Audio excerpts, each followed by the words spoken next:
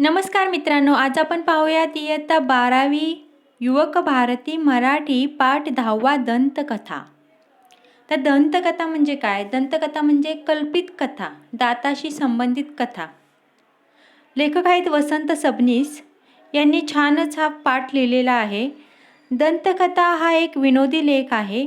दातदुखी या अनुभवाकडे लेखक खेळकर आणि गमतीदार नजरेने पाहतात. या अनुभवाचे घडवलेले दर्शन म्हणजे हा लेख होय. हे दर्शन घडवता घडवता त्यांनी मानवी जीवनातील विसंगतीकडे बोट दाखवलेले आहे.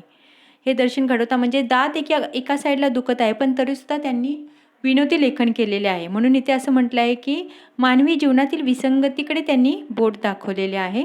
सुरुवातीला आपण लेखक वसंत सबनीस यांचा परिचय पाहूया. सुप्रसिद्ध लेखक, विनोदकार, नाटककार सबनीस यांनी लेखनास प्रारंभ केला तो कवितेने. नंतर ते विनोदी लेखनाकडे वळले. पानदान, चिल्लर खुर्दा, भारूड, मिरवणूक, पंगत, आमची मेली पुरुषांची जात असे विनोदी लेखसंग्रह आहेत त्यांचे. खांदेपालट, पखाल, आत्याबाईला आल्या मिशा, थापाड्या, विनोदी द्वादशी, बोका झाला संन्यासी हे कथासंग्रह आहेत त्यांचे. सोबती हा व्यक्तिचित्रसंग्रह आणि माहेश्वरी हा आत्मपर लेखांचा संग्रह प्रसिद्ध आहे. विनोदी लेखनाबरोबरच त्यांनी अनेक नाटके, एकांकिका, लोकनाट्ये लिहिली. त्यांची बरीच नाटके रंगभूमीवर गाजली. राजकीय भाष्य आणि चतुर संवाद यामुळे त्यांचे विच्छा माझी पुरी करा हे लोकनाट्य विलक्षण लोकप्रिय आहे. प्रेक्षकांनी क्षमा करावी, चिलखतराज, जगन्नाथ हे त्यांच्या एकांकिका संग्रह आणि गुदगुल्या हा बालकथा संग्रह प्रसिद्ध आहे. बघा, आपण लेखक वसंत सबनीस यांचा परिचय पाहत होतो. हे सुप्रसिद्ध लेखक आहेत, विनोदकार, हे सुप्रसिद्ध लेखक होते, विनोदकार होते, नाटककार होते. सबनीस यांनी लेखनास प्रारंभ केला तो कवितेने, म्हणजे सुरुवातीला त्यांनी कविता लिहित होते, पण नंतर ते कुठे वळले तर विनोदी लेखनाकडे वळले. मग त्यांचे पानदान, चिल्लर खुर्दा, भारूड, मिरवणूक, पंगत, आमची मेली पुरुषांची जात असे विनोदी लेखसंग्रह आहेत. तसेच खांदेपालट, पखाल, आत्याबाईला आल्या मिशा, थापाड्या, विनोदी द्वादशी, बोका झाला संन्यासी हे कथासंग्रह आहेत.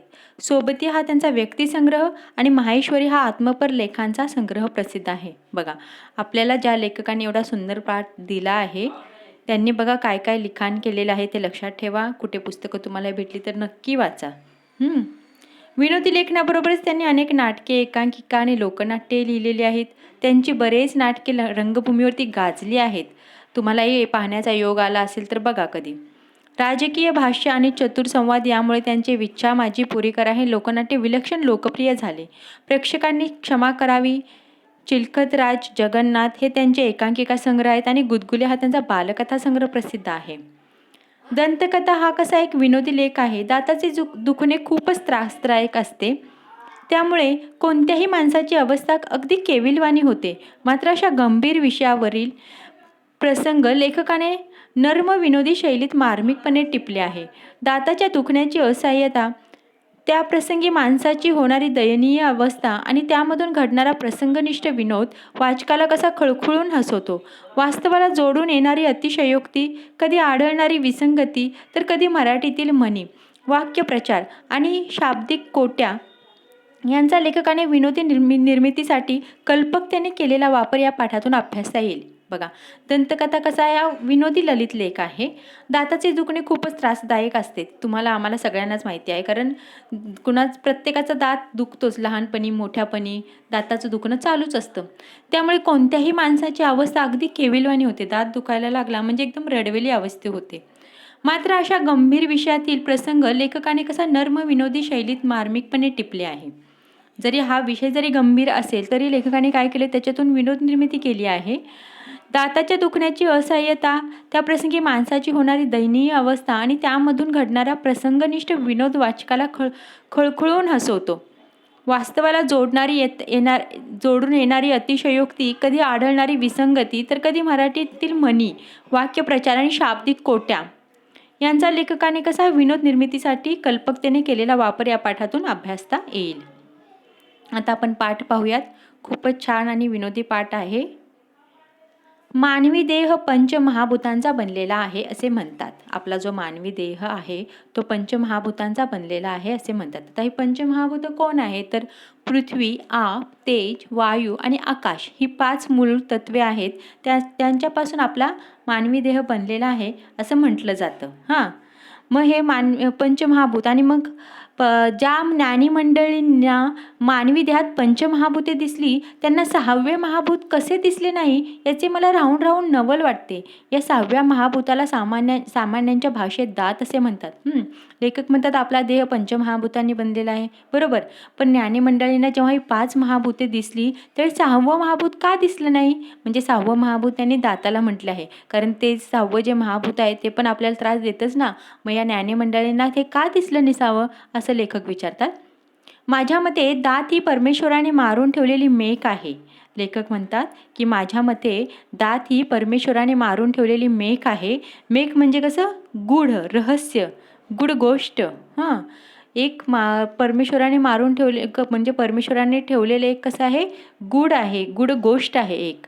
मानवी देहाची सर्व रचना परिपूर्ण केल्यानंतर जवळजवळ 6-7 महिन्यांनी ही दाताची कल्पना परमेश्वराला सुचली असावी.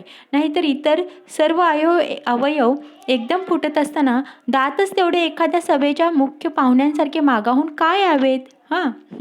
लेखकाला काय प्रश्न पडला आहे बघा. आपला ज्यावेळी जन्म होतो त्यावेळी सगळं आपल्याला हात, पाय, डोके वगैरे सगळं असतं. मग त्यांचं असं म्हणणं आहे की मानवी देहाची सर्व रचना परिपूर्ण केल्यानंतर जवळजवळ 6-7 महिन्यांनी दाताची कल्पना परमेश्वराला सुचली असावी. म्हणजे आपण ज्यावेळी आपला जन्म होतो त्यावेळी आपल्याला सगळे अवयव असतात, मग दातच का 6-7 महिन्यांनी येतात? मग त्यांना असं वाटतं की जेव्हा मानवी देहाची रचना केली परमेश्वराने तेव्हा दाताची कल्पना परमेश्वराला 6-7 महिन्यांनी सुचली असावी, कारण आपल्याला दात आपल्या जन्मानंतर 6-7 महिन्यांनी येतात. नाहीतर सर्व अवयव एकदम फुटत असताना दातच तेवढे एखाद्या सभेच्या मुख्य पाहुण्यांसारखे मागाहून काय यावेत? म्हणजे सगळे अवयव जर आपल्याला जन्मतः मिळतात तर दातच का मागाहून येतात असं लेखक म्हणतायत. मागाहून येतात म्हणजे आपण ज्यावेळी एखादा कार्यक्रम असतो, जे आपण सगळी तयारी केली असेल तर प्रमुख पाहुणे जे आहेत ते वेळानेच येतात, मागाहून येतात. म्हणून लेखक असं म्हणतात की आपल्याला ज्यावेळी जन्मतः सगळे अवयव भेटतात तर दातच का मागाहून येतात? ते काय प्रमुख पाहुणे आहेत? असं लेखकाला प्रश्न पडलेला आहे. तुटलेले बोट पुन्हा उगवल्याचे माझ्या तरी पाहण्यात नाही, किंवा पहिले नकटे नाक गळून पडून त्या जागी नवे नाक आल्याचेही ऐकिवात नाही. पण दात हा एकच अवयव असा आहे की जो 2-2दा उगवतो. तेव्हा माणसाला शरण आणताना तृण धरायला एखादी चांगली जागा असावी, म्हणून ही दाताची योजना झाली आहे याबद्दल माझी तरी खात्री आहे. तसे दातांनी माणसाला काय दिले आहे? दुसरा कुठलाही अवयव उगवताना माणसाला त्रास होत नाही, पण दात हे त्रास दिल्याशिवाय उगवतच नाहीत. ते येताना ताप आणि गेल्यावर पश्चाताप. बघा लेखक काय म्हणतात, तुटलेले बोट पुन्हा उगवल्याचे माझ्या तरी पाहण्यात नाही. समजा काही कारणाने आपलं बोट तुटलं तर ते पुन्हा उगवत नाही, ते तसंच राहतं तुटकं. पहिले नकटे नाक गळून पडून त्या जागी नवे नाक आल्याचेही ऐकवत नाही. पहिले नकटे नाक म्हणजे कसे कापलेले आखूड चपटे असे बसके असे नाक कसं टोकदार असेल तर छान दिसतं म्हणतात. परंतु जर असं कुणाला नकटे नाक असेल तर ते जन्मताच असतं. नकटं चपटं असं नाक असेल तर ते गळून पडून, आता ते नको आहे म्हणून ते गळून पडून त्याच्या जागी नवे नाक आल्याचंही ऐकवत नाही. म्हणजे कुणाला असं झालं असंही ऐकवत नाही आहे. पण दात हा एकच अवयव असा आहे की जो 2-2दा उगवतो. आपला दात हा एकच अवयव असा की 2-2दा उगवतो. 2-2दा म्हणजे आपण एक 6-7 महिन्याचे झाले की आपल्याला दात हळूहळू एक दात यायला सुरुवात होतो. सगळे पण एकदम येत नाहीत. एक दात यायला सुरुवात होतो आणि नंतर जेव्हा आपण 6-7 वर्षाचे होतो तेव्हा सगळे दात पडतात आणि पुन्हा नवीन दात यायला सुरुवात होते. म्हणून लेखक म्हणतात दात हा एकच अवयव असा आहे की तो 2-2दा उगवतो. तेव्हा माणसाला शरण आणताना तृण धरायला एखादी चांगली जागा असावी, म्हणून ही दातांची योजना झाली आहे याबद्दल माझी तरी खात्री आहे. तसे दातांनी माणसाला काय दिले आहे? दुसरा कुठलाही अवयव उगवताना माणसाला त्रास होत नाही. जे काही आपले शारीरिक अवयव आहेत ते आपल्याला जन्मतःच मिळतात. ते काही म्हणजे त्याच्यामुळे आपल्याला काही त्रास होत नाही. परंतु जेव्हा दात यायला लागतात तेव्हा खूप त्रास होतो. म्हणून ते लेखक म्हणतात की दुसरा कुठलाही अवयव उगवताना माणसाला त्रास होत नाही, पण दात हे त्रास दिल्याशिवाय उगवतच नाहीत. ते येताना ताप आणि गेल्यावर पश्चाताप. म्हणजे दात उगवताना आपल्याला खूप त्रास होतो. आणि दात गेल्यानंतर पश्चाताप म्हणजे आता ज्यावेळी आपलं वय होतं, आपण वृद्ध होतो, त्यावेळी दात आपोआप कसे पडायला लागतात, हालायला लागतात. आपल्याला काही खाता येत नाही. सगळं काय असेल ते बारीक करून खावं लागतं, कुस्करून खावं लागतं, पातळ करून खावं लागतं. मग ते लेख म्हणतात, जेव्हा दात येत असतात तेव्हासुद्धा त्रास होतो आणि गेल्यावर पश्चाताप होतो म्हणजे दात नसतील तर काही खाता येत नाही, त्यामुळे पश्चाताप होतो दात नसलेल्याचा. मला स्वतःला तर दाताबद्दल मुळीच प्रेम वाटत नाही, कारण लहानपणी मला दात येत असताना त्यांनी घरातल्या माणसांना रडवले होते म्हणे. अर्थात हे सर्वस्वी खरे असेलच असे नाही, त्यांच्याबरोबर मीही रडलो असलो पाहिजे. दात आल्यानंतरही मी दिसेल त्याला चावत असे, अशी ही एक दंतकथा ऐकून अजूनही कित्येक नातेवाईक माझ्यापासून दूर पळतात. आता मी दिसेल त्याला मुळीच चावत नाही, कारण चावण्याची हौस अनेकदा स्वतःचीच मनगटे चावून भागली आहेत. पण माझ्या दातांनी मला एवढा उपद्रव दिला आहे की त्या मानाने दुसऱ्याला झालेला उपद्रव काहीच नाही. म्हणूनच दाताबद्दल मला दातात धरता येईल एवढासुद्धा आदर राहिलेला नाही. माझ्याप्रमाणे मराठी भाषेलाही दाताबद्दल आदर नाही, असेही मला नंतर आढळून आले. कारण मराठी भाषेत अशी म्हण किंवा शब्दप्रयोग नाही ज्यात दाताबद्दल मंगल भावना व्यक्त झाली आहे. ज्या म्हणी आणि शब्दप्रयोग दातांशी निगडीत आहेत त्या दारिद्र्य, भिकारपणा, असभ्यपणा यांचे प्रत्यंतर घडवणारे आहेत. नाही म्हणायला प्रेमविव्हळ कवींनी प्रेयसीच्या दातांना कुंदकळ्यापर्यंत नेऊन पोचवले असेल तेवढाच अपवाद. तरी पण केवळ प्रेयसीच्या दातात जीव अडकून तिच्या प्राप्तीसाठी झगडणाऱ्या प्रियकराचे उदाहरण माझ्या तरी ऐकिवात नाही. डोळे, रंग, ओठ, एखादा तीळ, एखादी खळी माणसाला गुंतवतात, पण दात पाहून वेडा झालेला प्रियकर मला अजून भेटावयाचा आहे. लहानपणी जे दात न घासल्यामुळे मार खावा लागतो, तरुणपणी ते जे फार घाशीत बसल्याबद्दल वडील माणसांची बोलणी खावी लागतात. व्यवहारात जे कोण केव्हा पाडील याचा भरोसा नसतो आणि जे दंतवैद्याकडे जायला भाग पाडतात ते दात, अशी माझी दाताबद्दलची कल्पना आहे. बघा, लेखकाची दाताबद्दलची काय कल्पना आहे ते आपण पाहूयात आता. मला स्वतःला तर दाताबद्दल मुळीच प्रेम वाटत नाही. म्हणजे मला स्वतःला सुद्धा दाताबद्दल प्रेम वाटत नाही, म्हणजे मला दाताचा बद्दल काही वाटतच नाही असं लेखक म्हणतात. कारण लहानपणी मला दात येताना त्यांनी खूप त्रास दिला आणि घरातल्या माणसांना रडवले होते असे म्हणतात. म्हणजे आता त्यांचे घरातले जुने लोक आहेत, आई वडील, आजी आजोबा, ते सांगत असतील की ह्याने दात येताना, म्हणजे लेखकांनी दात येताना घरातल्या माणसांना खूप रडवलं, म्हणजे खूप त्रास दिला असेल. आणि ही कशी आहे, त्यांच्याबरोबर मीही रडलो असलो पाहिजे. लेखक म्हणतात, हे जरी खरे असले तरी मला दात येत होते तेव्हा मला त्रास होत होता, मी घरातल्यांना त्रास देतो, याचा अर्थ मीही रडलो असणार आहे, त्यांच्याबरोबर मीही रडलो असला पाहिजे. दात आल्यानंतरही मी दिसेल त्याला चावत असे, अशी ही दंतकथा ऐकून अजूनही कित्येक नातेवाईक माझ्यापासून दूर पळतात. म्हणजे लहानपणी काय होतं, दात येताना दात सळसळतात, म्हणजे खूप असं चावावं असं वाटतं.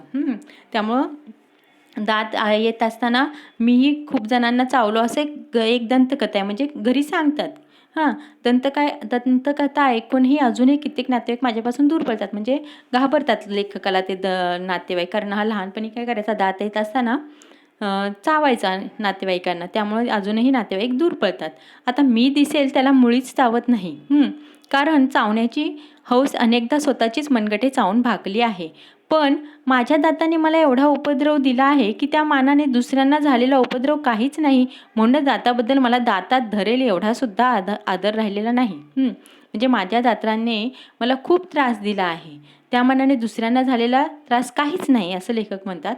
म्हणून दाताबद्दल मला काय झाले, दातात धरण्यात का म्हणजे किंचितचा सुद्धा आदर राहिलेला नाही. माझ्याप्रमाणे मराठी भाषेलाही दाताबद्दल आदर नाही असेही मला नंतर आढळून आले. कारण लेखक म्हणतात की मला जसा दाताबद्दल काहीच आदर नाही तसा मराठी भाषेलाही नाही. का तर मराठी भाषेमध्ये कुठलीच अशी चांगली म्हण किंवा चांगला शब्दप्रयोग दाताशी निगडीत नाही आहे. ज्या म्हणी व शब्दप्रयोग दातांशी निगडीत आहेत त्या दारिद्र्य, भिकारपणा आणि असभ्यपणा यांचे प्रत्यंतर घडवणाऱ्या आहेत. नाही म्हणायला प्रेमविभल कवींनी प्रेयसींच्या दातांना कुंदकळ्यापर्यंत नेऊन पोचवले आहेत. कुंदकळ्या म्हणजे कुंदा नावाच्या फुलझाडांच्या कळ्या आहेत.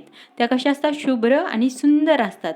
सुंदर दातांना त्यांची उपमा देतात, म्हणजे ज्यांचे दात चांगले आहेत त्यांना कुंदकळ्या असे उपमा देतात. म्हणजे आपण कसं डोळे चांगले असतील तर त्याला मृगनयनी असे म्हणतो, तसेच जेव्हा दात चांगले असतील तेव्हा त्याला कुंदकळ्यांच्या उपमा दिल्या जातात. तरी पण केवळ प्रेयसीच्या दातात जीव अडकून तिच्या प्राप्तीसाठी झगडणाऱ्या प्रियकराचे उदाहरण माझ्या तरी ऐकवत नाही.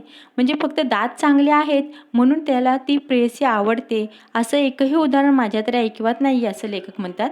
डोळे, रंग, ओठ, एखादा तीळ, एखादी खळी माणसाला गुंतवतात.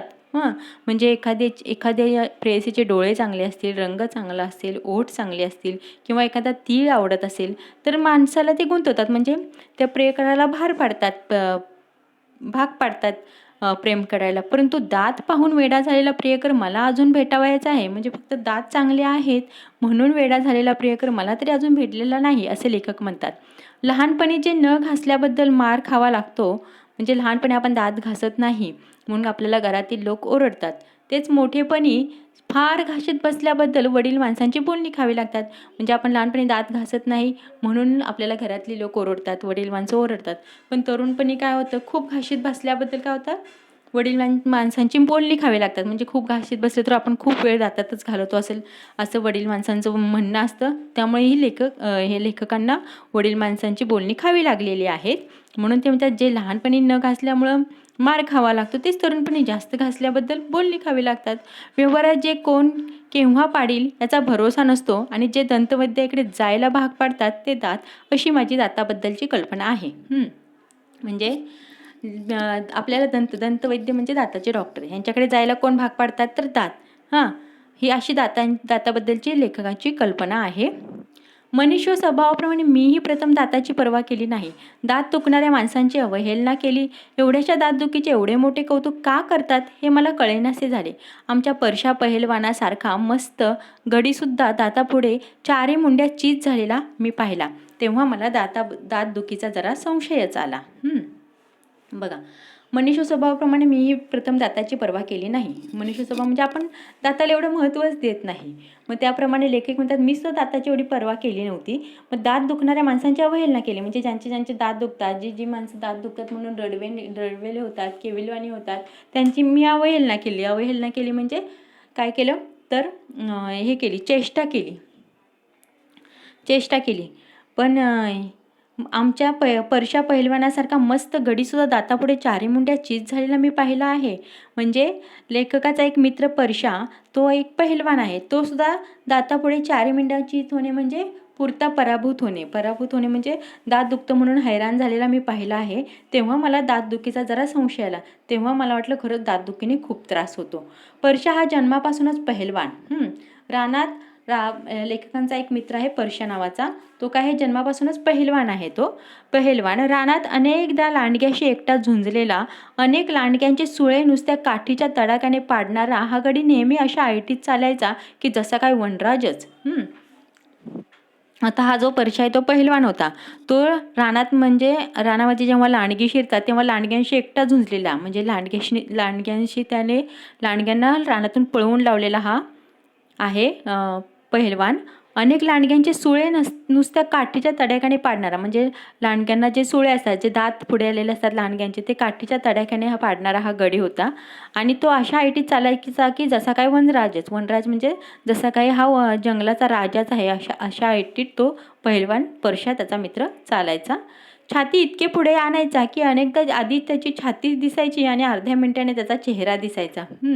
जेव्हा चालता चालता आपल्याला एखादा माणूस लांबून दिसतो तर पहिल्यांदा परशाची काय व्हायचं, आधी छाती दिसायची, एवढी छाती तो पुढं काढायचा आणि नंतर त्याचा अर्ध्या मिनिटाने चेहरा दिसायचा असं लेखक म्हणतात. ह्याच्यात लेखकाने विरोध निर्माण केला आहे. आणि रस्त्यात भेटला की काय र कुठं निघालेस असा त्याच्या दृष्टीने अत्यंत प्रेमळ पण माझ्या दृष्टीने अतिशय उर्मट असा सवाल करायचा आणि मला त्याचा राग येत असे.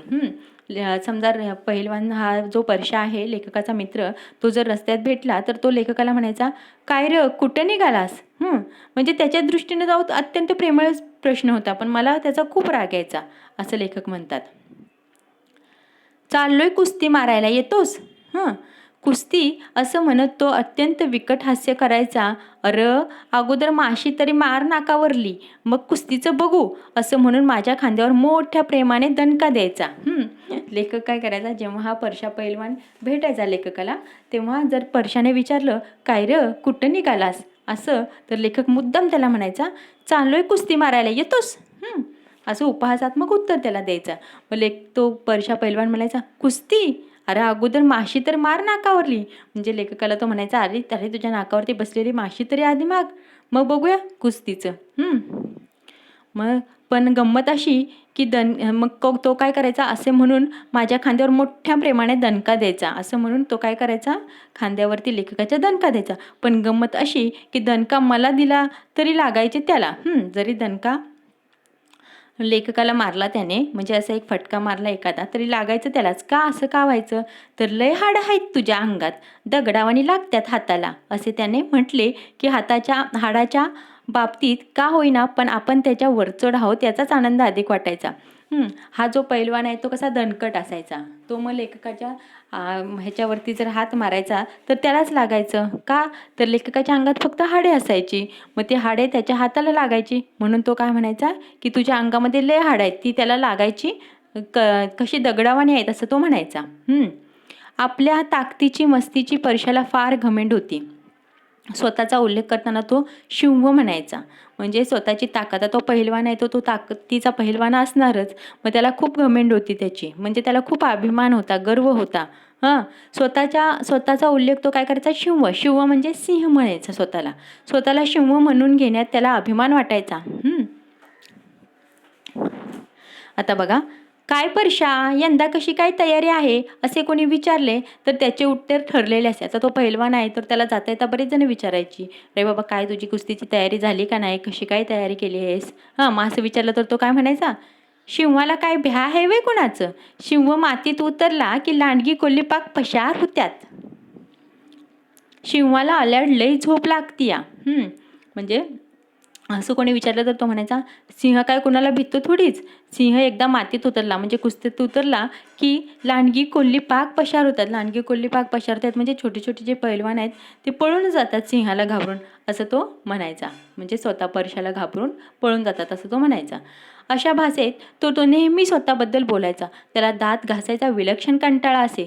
4-8 दिवसातून एकदा केव्हा तरी दात घासण्याचे सोंग करायचा. त्याबद्दल एकदा मी त्याला सहज विचारले, परशा तू दात घाशीत नाहीस वाटतं रोज. हा जो पैलवान होता परशा, त्याला दात घासायचा फार कंटाळा. तो 4-8 दिवसातून कधीतरी दात घासायचा. मग लेखकाने एकदा विचारलं, काय रे तू दात घासत नाहीस रोज, असं विचारल्यानंतर तो काय म्हणतोय बघा. आता तो स्वतःला सिंह मानतोय म्हटल्यानंतर तो काय म्हणत असेल बघा, सिंह काय दात घासतोय कधी, असं त्याने ताळकन उत्तर दिलं. म्हणजे तो स्वतःला सिंह समजतोय. तर मग तो म्हणतो काय, सिंह काय दात घासत बसतोय तेव्हा, असं म्हणतो. असा हा सिंहासारखा उग्र बलदंड परशा एक दिवशी सपाटून मार खाल्लेल्या कुत्र्यासारखा समोरून येत होता. आणि त्याची ऐट, त्याचा दिमाग, त्याची घमेंड यापैकी कशाचीही मागमूस त्याच्या चेहऱ्यावर दिसत नव्हता. कुस्तीत हरला तरी तो कधी असा दिसला नव्हता. जवळ जाऊन मी त्याला विचारलं, काय पैलवान, काय झाले आज. केविलवाना चेहरा करून म्हणाला, दात्र काल रातच्यानं धरणं असा ठणकतोया, काही एक सुचनासं झालं या. एक दिवशी काय झालं, हा जो पैलवान होता सिंहासारखा परशा, तो लेखकाला समोरून येताना दिसला. तर तो कसा होता, मार खाल्लेल्या कुत्र्यासारखा समोरून येत होता. म्हणजे अगदी असं कणकणलेल्या चेहऱ्याने समोरून येत होता. तेव्हा त्याची ऐट, त्याचा दिमाग, त्याची घमेंड यापैकी कशाचीही मागमूस आणि त्याच्या चेहऱ्यावर दिसत नव्हता. म्हणजे खूप असा विवळला होता एकदम तो. मग कुस्तीत हरला तरी, म्हणजे जरी तो कुस्तीत हरला तरी असा दिसत नव्हता. म्हणून लेखक त्याला जवळ जाऊन विचारतात, काय पैलवान, काय झालंय आज, म्हणजे काय झाले का तुम्हाला आज, असं विचारतात. तेव्हा केविलवाना चेहरा करून म्हणतो, दात्र काल रातच्या धरणं असा ठणकतोया, काही एक सुचेनासं झाले. म्हणजे त्याचा दात खूप दुखत होता, त्यामुळे तसा तो रडवेला झालेला होता. अरे सिंहाचं दात कधी दुखतात होय, मी जरा थट्टेने म्हटलं. मग लेखकाने काय केलं, त्याची चेष्टा केली, कारण तो स्वतःला सिंह म्हणायचा ना. मग लेखक त्याला म्हणाले, अरे सिंहाचे दात कधी दुखतात का, असं म्हणाले, थट्टेने चेष्टेने म्हणाले. तेव्हा परशा काय म्हणतो बघा, कसला शिंव घेऊन बसलास मर्दा, या दातानं सिंहाचा पाक बकरा करून टाकला या, असे म्हणून त्याच्या दातदुखीची दर्दभरी कहाणी मला सांगितली. आणि अखेरीस म्हणाला, अरे शिंवच नवं, नरशिंव आला तरी दातामोरं त्याचं काही एक चालायचं नाही.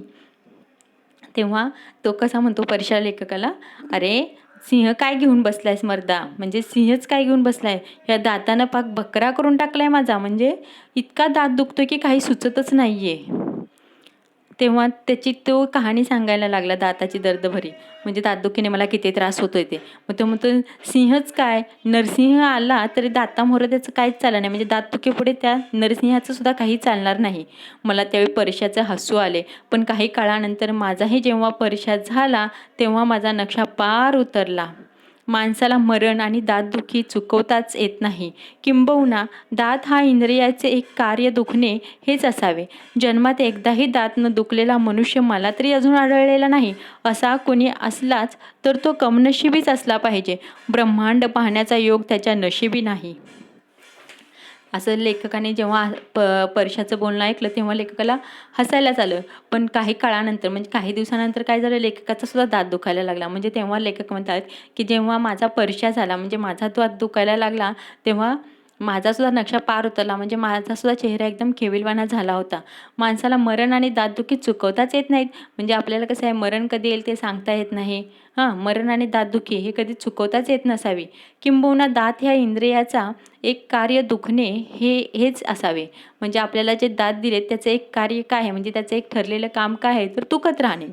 जन्मात एकदाही दात न दुखलेला मनुष्य मला तरी अजून आढळलेला नाही. म्हणजे कधी कुणाचा दात दुखला नाही असा एकही मनुष्य शोधून सापडणार नाही, असं लेखक म्हणतात. आणि जर असा कोणी असेलच तर तो कमनशिबीच असला पाहिजे. कमनशिबीच असला म्हणजे दात दुखणे हा त्याच्या नशिबात नसणारच, असं लेखक म्हणतात.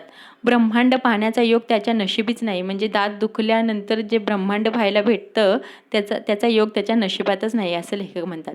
अनेक वर्ष समोर येईल ते मिटल्या डोळ्यांनी चावणारा माझा दात एके दिवशी काही कारण नसताना ठणकू लागला. असा ठणकू लागला की त्याने माझी अवस्था हिंदीन झाली.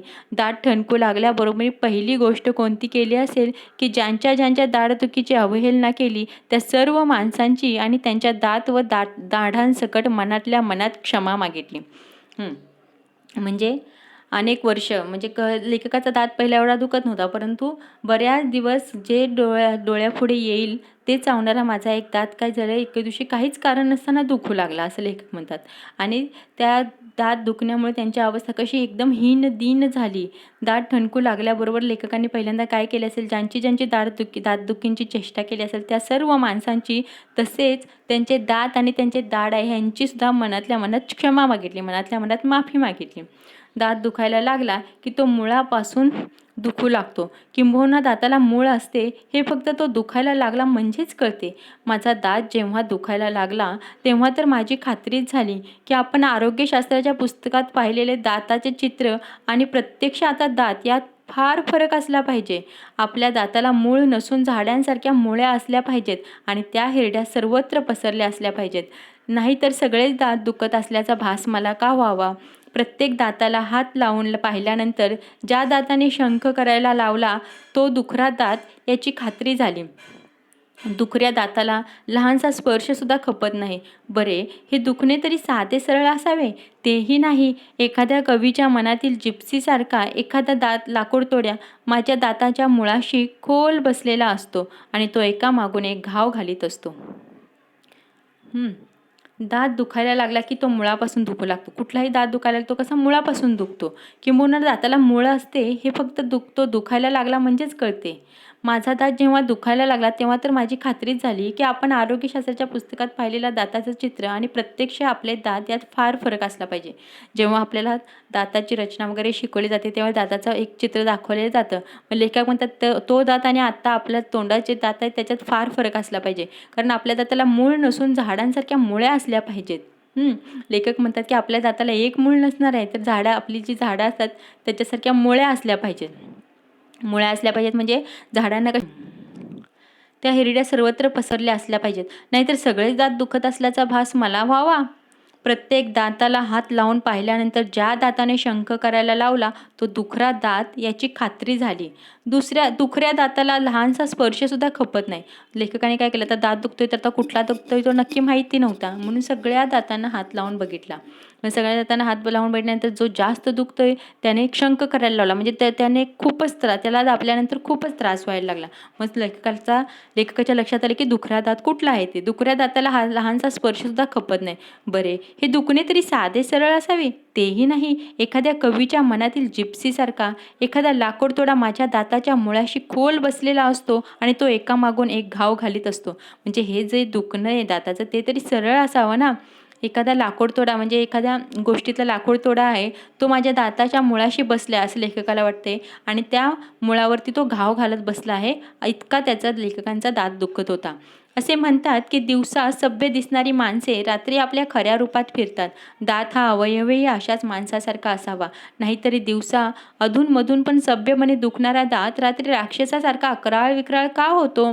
दातात आणि चोरात साम्य असते ते याच बाबतीत दोघेही रात्री गडबड करतात. चोर बघा फक्त रात्रीची चोरी करतात. दिवसा ते कसे सभ्य माणसांसारखे राहतात, परंतु रात्री चोरी करतात. मग लेखक म्हणतात चोर आणि दातात साम्य असणार, कारण दात पण दिवसात कसा थोडा थोडा दुखतो आणि रात्रीचा एकदम राक्षसासारखा अकरा म्हणजे रात्रीचं खूप दुखतं. म्हणजे चोर आणि दात हे कसे रात्रीचीच गडबड करतात असं लेखक म्हणतात. दात दुखण्याने मी आध्यात्मिक तत्वचिंतनही करतो. दात दुखतो तेव्हा मला साक्षात्कार होतो की दात हेच सत्य आहे, जग मिथ्या आहे. त्या क्षणी संसार असार वाटतो. हवेहवेसे वाटणारे शेंगदाणे दगडासारखे बेचवू लागतात. बायको व मुले हे केवळ भास आहे असे वाटते. समोरून येणारी एखादी सुंदरी डोळ्यांना जाणवतच नाही आणि दाताचा ठणका मला ब्रह्मांड दाखवू लागतो. रात्रभर माझ्या ब्रह्मांडाच्या 10-20 फेऱ्या तरी सहज होतात आणि पहाटे ब्रह्मांड मिथ्या असून दातच सत्य आहे याची पुन्हा एकदा जाणीव होते. दात दुखायला लागलं तरी काय, मी आध्यात्मिक तत्वचिंतनही करतो. दात दुखतो तेव्हा मला कसा साक्षात्कार होतो लेखकाला की दात हेच सत्य आहे, जग मिथ्या आहे, म्हणजे सगळं काही झूट आहे, दातच फक्त सत्य आहे असं लेखकाला वाटू लागतो. त्या क्षणी संसार आसार वाटतो. म्हणजे संसार आसार वाटतो म्हणजे कसं सगळं काही खोटं आहे असं लेखकाला वाटायला लागतं. नेहमी हवेसे वाटणारे शेंगदाणे दगडासारखे बेचवू लागतात. म्हणजे नेहमी आपल्याला शेंगदाणे आवडतात, खावेसे वाटतात, पण दात दुखायला लागले की काही खावंसं वाटत नाही. म्हणून लेखक काय म्हणतात, ते शेंगदाणे कसे वाटायला लागतात, बेचव लागतात एकदम, म्हणजे त्याला काही चव नसल्यासारखे वाटतात, कारण दाताच्या दुखण्यापुढे कशाची चवही समजत नाही. बायको आणि मुले हे केवळ भास आहे असे वाटते. म्हणजे कोणीही असलं तरी दात दुखल्यानंतर काहीच करू शकत नाहीत, त्यामुळे ते कसे आहेत, फक्त भास आहेत असं लेखकाला वाटतं. एखादी समोरून येणारी सुंदर तरुणी, एखादी सुंदरही डोळ्यांना जाणवत नाही, म्हणजे दात दुखण्यापुढे काहीच चांगलं वाटत नाही मला. आणि दाताचा ठणका मला ब्रह्मांड दाखवू लागतो. रात्रभर माझ्या ब्रह्मांडाच्या 10-20 फेऱ्या तरी सहज होतात. म्हणजे रात्रभर जर दात दुखत असेल तर काही सुचत नाही. पहाटे ब्रह्मांड मिथ्या असून दातच सत्य याची पुन्हा एकदा जाणीव होते. पहाटे जरा दात दुखायला कमी आल्यानंतर लेखकाला असं वाटतं की ब्रह्मांड सगळं झूट आहे, सगळं मिथ्या आहे, फक्त दातच सत्य आहे याची पुन्हा एकदा जाणीव होते. माझ्याबद्दल लोकापोआत फार, दातदुखीही त्यातून सुटलेली नाही. माझ्या दातदुखीच्या काळात संबंध आळीला रात्रभर झोप मिळत नाही असे म्हणतात, पण माझा यावर विश्वास नाही. अर्थात आळीतील सर्व लोक आळीपाळीने माझ्या घरात डोकावून फक्त दातदुखीच ना असा सवाल करून जातात हे खरे आहे, पण यावरून त्यांना झोप येत नाही असा निष्कर्ष काढणे बरोबर नाही. म्हणजे जेव्हा दात दुखायला लागतो त्यावेळी काय होतं, लेखकाच्या गल्लीतली वगैरे सर्व माणसं झोपत नाहीत असं, म्हणजे लेखक ओरडत असेल त्यामुळे त्यांना झोप लागत नाही असं म्हटलं जाते. पण माझ्याबद्दल लोकांपासून फार, दातदुखीही त्यातून सुटलेली नाही. माझ्या दातदुखीच्या काळात काय होतं, आळीला रात्रभर झोप मिळत नाही असे म्हणतात. म्हणजे लोक म्हणत असतील की तुमच्या ओरडण्याने आम्हाला झोप लागत नाही, पण माझा यावर विश्वास नाही असं लेखक म्हणतात. कारण अर्थात आळीतील सर्व लोक आळीपाळीने माझ्या घरात डोकावून फक्त दातदुखीच ना असा सवाल करून जातात हे खरे.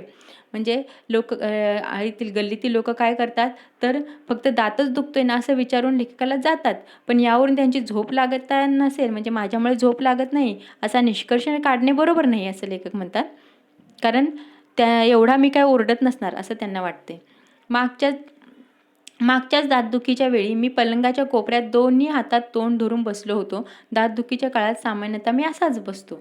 चेहऱ्यावर बहुधा कोणीतरी नुकतीच थोबाडीत मारल्याचा भाव असावा, कारण मी आरशात पाहत नाही. तोंडातल्या तोंडात दाताला आरसा कशाला. मी घशातल्या घशात आवाज बंद करण्याचा प्रयत्न करून सुद्धा तो बंद होत नव्हता. घसा आणि जीभ फितूर झाली होती. मी फारच मोठ्याने ओरडत होतो असे बायकोचे मत होते, आणि माझ्या बाबतीतील बायकोचे मत हे बहुधा संबंध आळीचे मत असते. मागच्या दातदुखीच्या वेळी काय झालेलं लेखक सांगतात. लेखक काय केले, पलंगाच्या कोपऱ्यात दोन्ही हातात तोंड धरून बसलो होतो. म्हणजे एवढा दात दुखत होता की ते तोंड धरून मी बसलो होतो. दोन्ही हातामध्ये तोंड धरून असे बसले होते. त्या म्हणजे जेव्हा जेव्हा दात दुखायचा तेव्हा लेखक तसेच बसायचे. चेहऱ्यावर बहुधा कुणीतरी नुकतीच थोबाडीत मारल्याचा भाव असावा. म्हणजे कुणीतरी आपण मारल्यानंतर आपण कसं शांत बसतो, गपचूप बसतो, तसे लेखक बसायचे.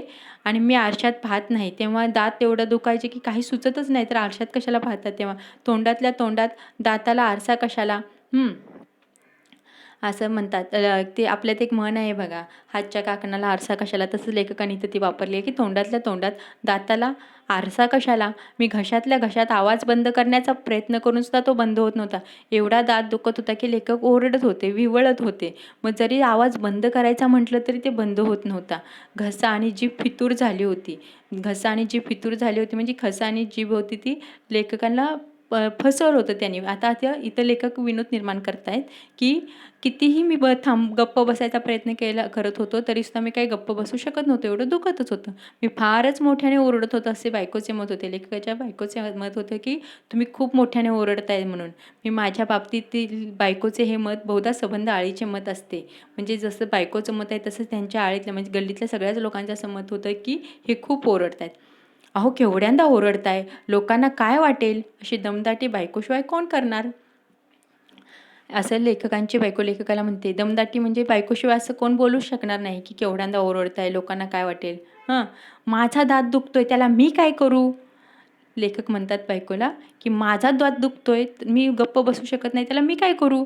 पण शेजारी पाजारी माणसं राहतात, ती काय म्हणतील, अगदी लहान मुलासारखं काय थैमान घालताय. लेखकाची बायको लेखकाला ओरडतायत अशा की शेजारी पाजारी आपल्या माणसं राहतात, ते काय म्हणत असतील, तुम्ही एवढं ओरडताय, एकदम लहान मुलांसारखं काय थैमान घालायला लागलाय तुम्ही, असं म्हणतात. दात दात दात मी चिडून म्हणालो. लेखक चिडून म्हणाले की माझा दात दुखतोय, दात दुखतोय. तर लेखकांची बायको काय म्हणते बघा, ते कळलं, तुला कळलं, सगळ्यांना कुठं कळलंय, सगळ्या जगाला काय कळायला पाहिजे, थोडा तरी सोशिकपणा दाखवा ना म्हणते मी. तेव्हा लेखक म्हणतात, तुला कळलंय, सगळ्यांना कुठं कळलंय माझा दात दुखतोय ते. पण लेखकांची बायको म्हणते काय, सगळ्यांना कशाला कळायला पाहिजे, थोडा तरी शोषिकपणा दाखवा, थोडा तरी शोषिकपणा म्हणजे थोडा तरी शहाणपणा दाखवा. तू लाख म्हणतेस, दात तुझा नाही, तो माझा आहे. माझ्या दातदुखीबद्दल मी किती ओरडावं हे ठरवणारी तू कोण. लेखकाच्या बायकोला काय म्हणतात बघा, तू म्हणतेस की गप्प राहावा, पण दात तुझा नाही आहे, तो माझा आहे. कारण माझा दात किती दुखतो हे मलाच माहीत आहे. मग मी किती ओरडावं हे ठरवणारे तू कोण आहेस. मग लेखकाची बायको लेखकाला म्हणते, मग खुशाला ओरडा, ओरडीन ओरडीन सोडतो की काय, आई गं मेलो, असं लेखक ओरडत होते. मग ती लेखकाची बायको काय म्हणते बघा लेखकाला, आता गप्प बसा जरा, मी कापूर देते दाताखाली धरायला, त्यानं ठणका कमी होईल.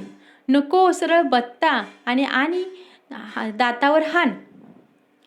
लेखक म्हणतात लेखिकेच्या बायकोला की ते म्हणतात की मी तुम्हाला कापूर देते, तुम्ही दाताखाली ठेवा म्हणजे जरा ठणका कमी होतील. पण लेखक काय म्हणतो, नको, सरळ बत्ता आण आणि दातावर हाण. म्हणजे सरळ बत्ता आण आणि माझ्या दातावरती हाण, असं लेखक म्हणतात. वेळ लागले की काय तुम्हाला.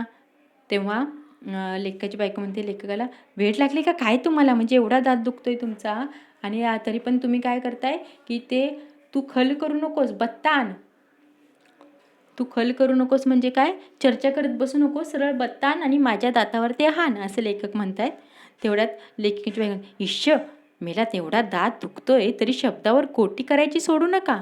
आता लेखक म्हणजे लेखकच आहेत, ते एवढा दात दुखतायत तरी शब्दावरती कोटी करायची काय संधी सोडत नाही आहेत. तेव्हा लेखकाची बायको म्हणते लेखकाला, इश्य मला एवढा दात दुखतोय तरी शब्दावर कोटी करायची सोडू नका. तेवढ्यात बाहेर कोणीतरी आले. बायको जाऊन पाहून आली आणि खालच्या आवाजात मला म्हणाली, म्हणजे बाहेर कोणीतरी आलेले होते ना, तरी लेखकाची बायको बाहेर गेली आणि पाहून आली, म्हणाली खालच्या आवाजात म्हणजे जरा हळू स्वरात म्हणाली, दात्या आले आहेत, या दात्यांचा आणि दाताचा काहीतरी संबंध आहे की काय माझ्या प्रत्येक दातदुखीच्या वेळी नेमके दाते कसे प्रथम येतात? आता दाते हे एक लेखाच्या शेजारी राहणारे दाते नावांचे शेजारी आहेत. ते म्हणतात माझ्या प्रत्येक दातदुखीच्या वेळी दाते कसे काय नेमके येत असतात? दातदुखीच्या काळात माझी सहनशक्ती फार खलास झालेली असते. दाते किंवा दातार या दातांशी जवळीक दाखवणाऱ्या माणसांनाही भेटू नये असे वाटते. इथे बघा लेखकाने विनोद केला आहे. दातार हे कसे आडनाव आहेत, सरनेम आहेत शेजाऱ्यांचे त्यांच्या. मग दातदुखीच्या वेळी माझी सहनशक्ती फार खल्लास, म्हणजे माझी सहन करण्याची शक्तीच राहिलेली नसते. तेव्हा नेमके दातार असं कोणाला की त्यांना भेटूही नाही असं वाटतं, लेखक म्हणतात. माझ्या दातदुखीचे आणखी एक वैशिष्ट्य असे की माझ्या विवळण्याने शेजारी पाजारी गोळा होतात आणि माझ्या दाताच्या अध्यक्षतेखाली दातदुखी ती का होते, टाळावी कशी आणि झाल्यावर कोणते उपचार करावेत यावर एकदा तरी परिसंवाद होतोच. उपस्थित वक्ते मोठ्या हिरिरीने त्यात भाग घेतात. लेखक त्यांच्या दातदुखीचे एक वैशिष्ट्य सांगतात, ते म्हणजे माझ्या विवळण्याने म्हणजे रडण्याने ओरडण्याने शेजारी पाजारी गोळा होतात आणि ते काय करतात, दाताच्या अध्यक्षतेखाली म्हणजे दाताचा विषय घेऊन काय सांगतात की दातदुखी का होते, तशीच ती टाळायची कशी, झाल्यावर कोणते उपचार करायचे यावरती ते चर्चा करत बसतात, उपदेश करत बसतात. मग उपस्थित जे वक्ते आहेत म्हणजे उपस्थित जे शेजारी पाजारी आहेत ते त्याच्या सर्व हिरिहिरीने भाग घेतात. म्हणजे प्रत्येकजण त्याच्यात भाग घेऊन त्याबद्दल काहीतरी सांगत राहतो.